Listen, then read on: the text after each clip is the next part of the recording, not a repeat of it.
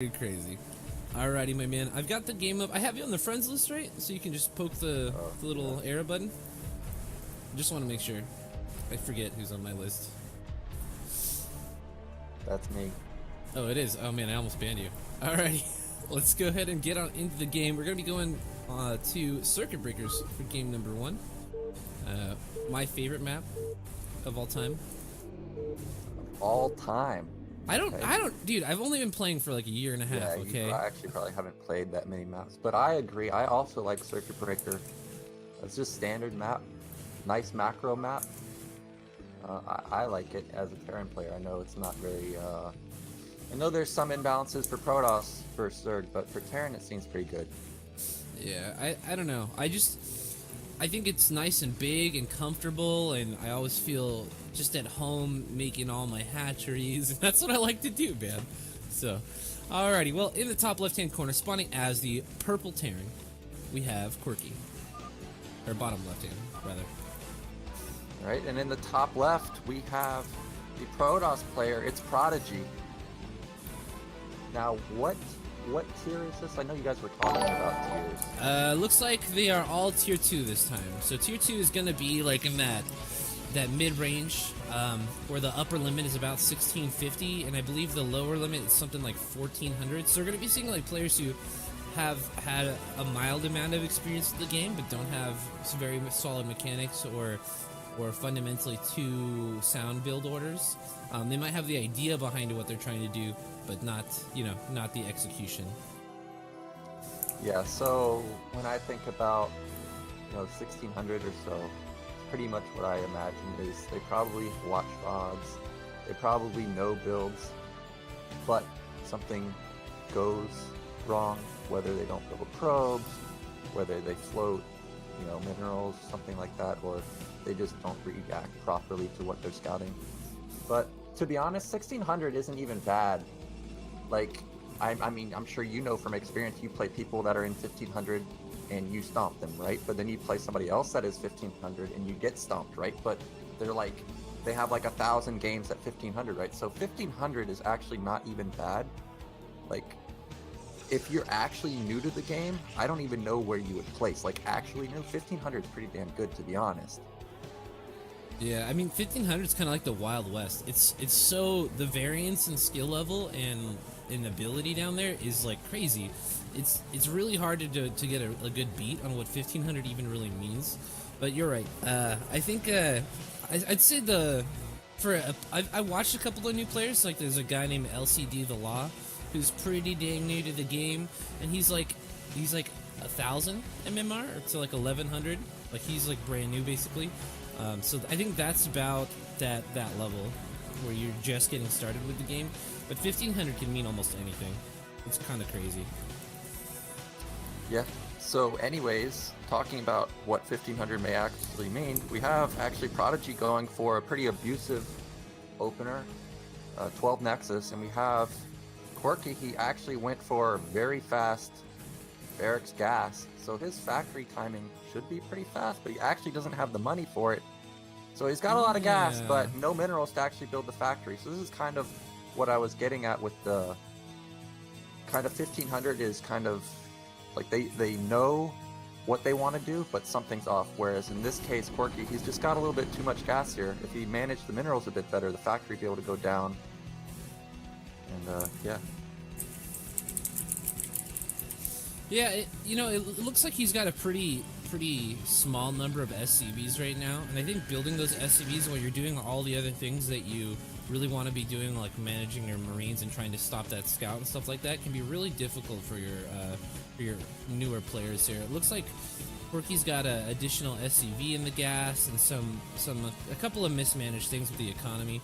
So a couple of quick chats with his coach, I'm sure, is going to bring him to a level that might make this a little more threatening of a build toward the 12 next. Yeah, so to be honest, like somebody made a comment on the stream last night where Nyoken, you've just always been good. I don't agree with that comment, because I was just like Quirky a very long time ago, and I actually got a very good tip from somebody when I used to play big game hunters and hunters. So we're talking, really like literally 20 years ago, somebody gave me this tip. Was when I was just learning, I put an equal amount of SCVs to the minerals. So if there's 10 mineral patches, I would build only 10 SCVs. And the guy gave me the tip. He's like, you know, half the time you're mining and half the time your SCVs are in transition. So if you have double the amount of SCVs, you know, while the SCV is returning money, that other SCV could be mining. So that was like mind blowing to me. Your econ just explodes, right? Because now you have great saturation. Your econ's going nuts. So Quirky right now, I think the idea is decent, but he, like you said, like you pointed out, he had 5 SCVs mining minerals for a long time. Just keep your SCVs going, and then this build will be like basically perfect. Yeah, this looks like a normal Siege expand, except for just really late. Yeah, and now Prodygy, he's just got too much stuff. You can't stop it with 2 Marines. I'm expecting this game to just end right here. Clearly Prodygy, he's got a little bit better understanding than Quirky, but if Quirky gets his econ going, like I just talked about, he could definitely stand toe-to-toe with Prodygy.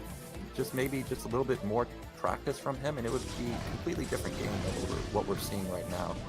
Oh yeah, for sure. And this is kind of what CPL is all about, man.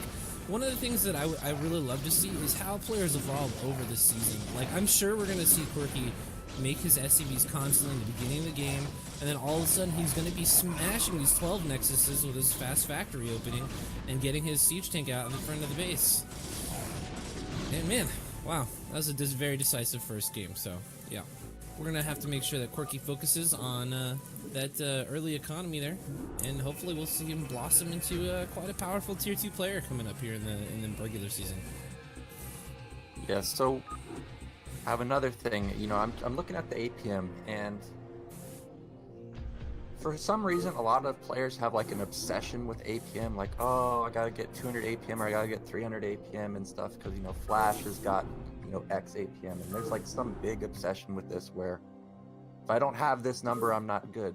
So I'll give you some backstory from when I played a long time ago. I was playing on this server called Game Eye. Now, people won't know. Well, we can get into the game first, but I'll go on. All right, So let's we're go gonna ahead and have get Polaris into Rhapsody. it. Yes, sir. So Polaris Rhapsody. Difficult Terran vs Protoss map. No gas at either of the third bases. So, you know, as a Terran player, I already hate it. If I could ban this map while banning all the other maps that I have banned in the ladder pool, I would ban it. But I can't ban everything, so This is the least worst? Yeah, it's the least worst. Alrighty, so let's get back into a story about Game Eye real quick, but right after we introduce our players. So in the bottom right-hand corner, down 1 game so far, we've got the Teal Terran, Quirky. Yeah, and in the top left, we got the Protoss player. It's Prodygy. So like I was saying, I used to play on this server called Game Eye. It was a Korean server. You had to have like a Korean social security number to get on it, so they used to have a generator for that, so don't really want to use that. But I got on it. A lot of pros actually played on there. We're talking Boxer, Nada, you know, Elky, Nazgul, those types of players. All the really old school players would play on there. And at some point during that time period, Brood War chart came out, and that's where people actually came up with APM, where it stood for actions per minute, of course. So I actually was able to load one of my old replays a long time ago, and my APM was actually 130. And oh man, it kind of like, okay, well, let me talk about this. There's an SCV in Prodygy's base, but it's getting sniped by the probe. So he wanted to do a proxy barracks, but it's gonna go down, I think. Oh man. Dude, so, what a trap. So this cheese build is not gonna work. But what I was going back with the APM is pros back then, like, they were actually pretty good. You don't need to have 300 APM. So another thing I would say about if you're new, don't even bother with APM. Just focus on key things. Key things in this game, hit your supply depots or hit your overlords. Build SCVs. Over time, the APM will come. Just focus on like very simple things. You don't need to be, you know, box selecting your probes and SCVs like you see a lot of pros do in the beginning of the game. Don't even bother with that. Just focus on the key important stuff, like the basics. Yeah, I mean, I believe Larva just recently put out a video that he did live on stream where he beat somebody at his level with 80 APM or something crazy. Yeah, you don't need APM. Like of course, there is a certain amount of APM you have to, you know, do all the things, but you don't. Like when I see somebody have 300 APM, you can be pretty sure that at least 50% of it is spam, unless we're talking like flash or something. All that spam you're doing, it could, like maybe you're spamming and you don't realize you missed the depot, then you get supply block, or you're spamming and you know you miss SCVs. Like, don't. People do all this spam because they know APM exists, but what I'm saying is a long time ago, people didn't know it exists. They just played calm and they were pretty good. You should just focus on that side of it. I think it's so hilarious that there was a period before APM. It's like the main obsession for anybody who's like new to StarCraft. They like see their game. Oh man, dude, I played 30 APM below what I'm normally at. No wonder I lost. It's like, no, dude, you lost because you missed overlords 4 times in the first 10 minutes of the game. Just calm down. Yeah, just chill out. That's actually what I'm trying to do, is I'm trying to chill out, because I've talked about it on stream. I actually miss macro quite a bit. And it's funny because when I've started slowing down, somehow my APM stays the same. And I think it's actually because, you know, when you actually macro all your factories or all your barracks, that APM that you were missing actually comes back in terms of actually selecting the building and hitting the hotkey. So you're not even going to lose APM if you slow down. It'll feel like you're playing slower, but you'll actually be playing similar. So, but anyways, let's talk about this game a little bit. Quirky, he failed the racks, so was not able to get that cheese off. But Prodygy, man, he's one of the Protosses that I hate. Those just abusive Protoss players that every Terran hates. The dirty ones, the one that build the 12 Nexus that you can't punish. And we got Quirky. He's going up for his factory. This game he's actually built a little more SCVs this time, still pretty low, 6 only.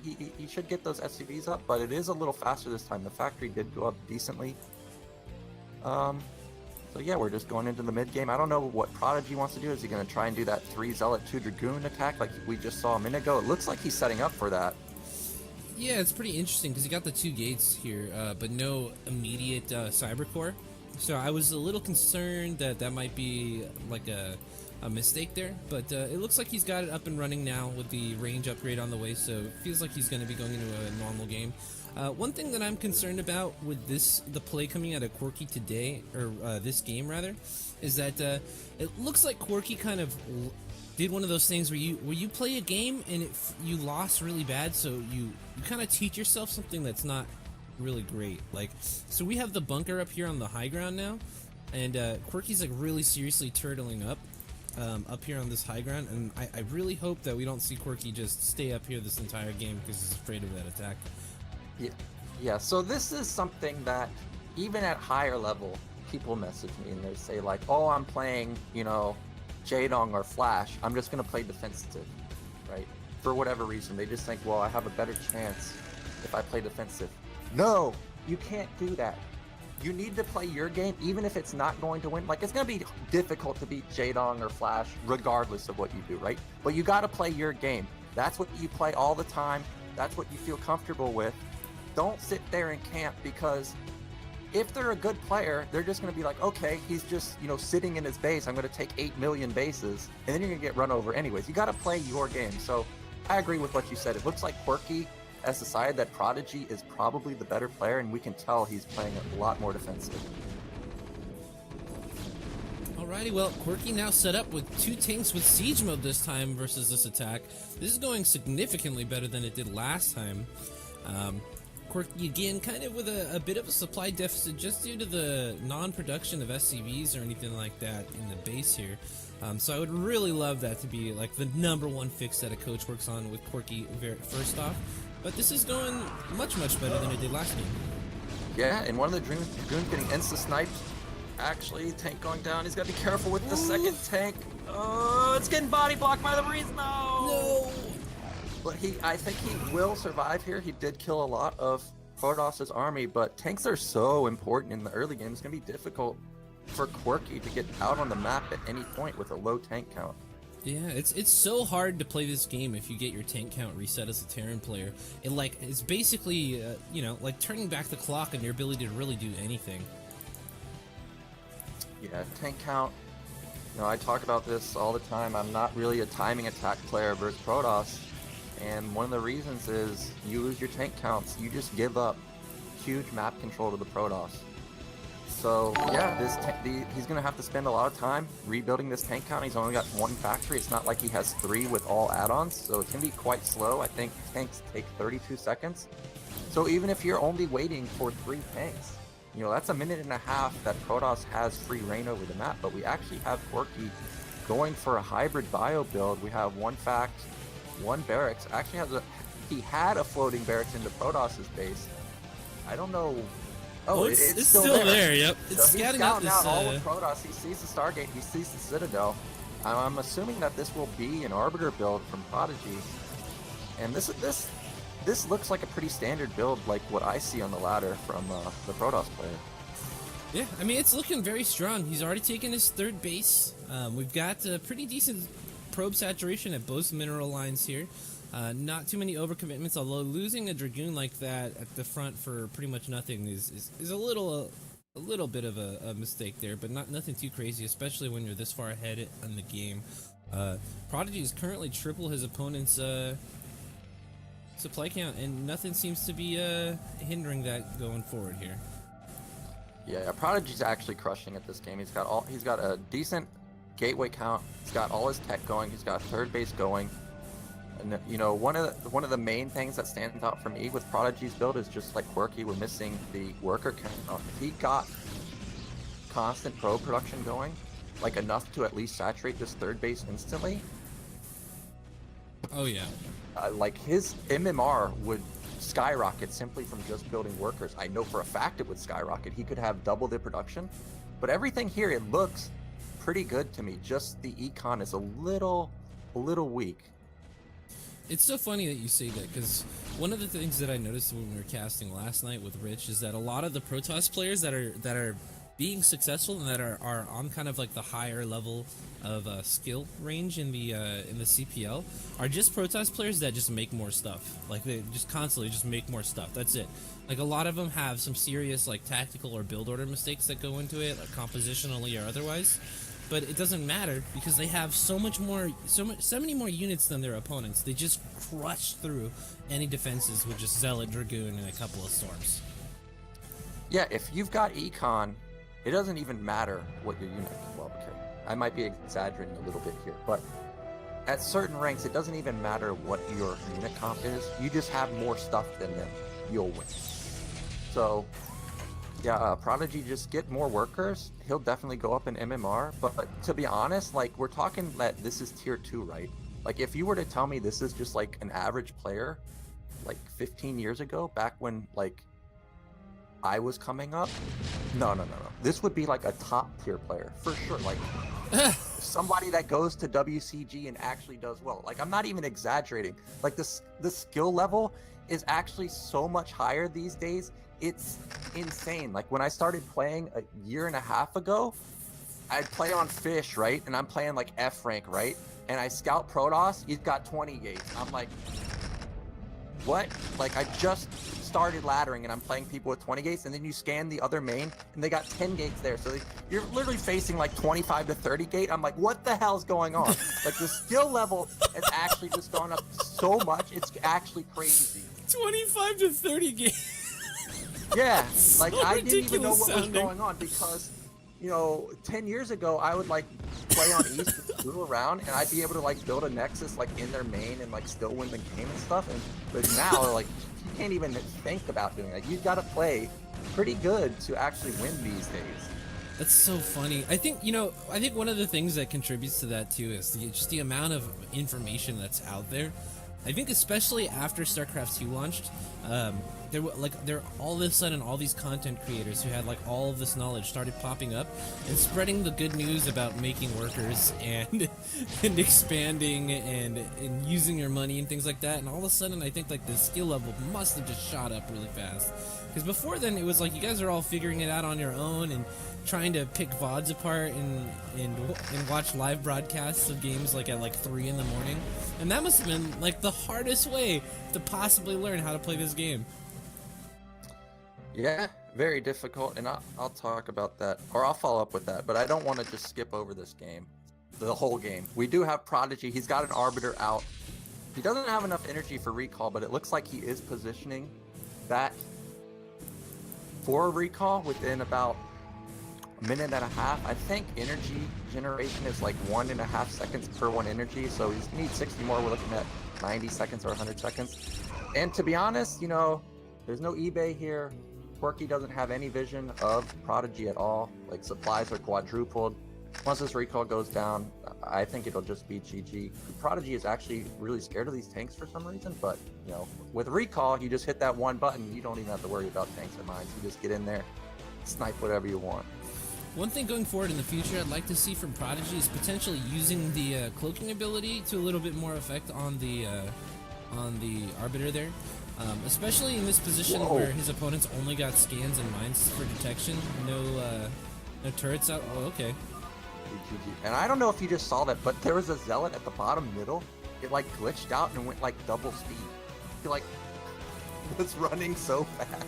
Oh yeah, no. Pretty hilarious. I've seen that before on my stream. I have a clip of it. So I guess it has to do with when a unit's trying to run around another unit. It'll freak out and go super crazy fast. So I had a game where like 2 lurkers just collided. They were trying to go around each other, and then they just shot up to the top of the screen like instantly. It was insane. I don't think I've seen that before. I'll have to send you the clip. It's ridiculous. I freaked out. I thought it was hilarious. But alright guys, so a little bit of a mismatch there as far as skill goes. Prodygy's going to go ahead and take that win 2-0.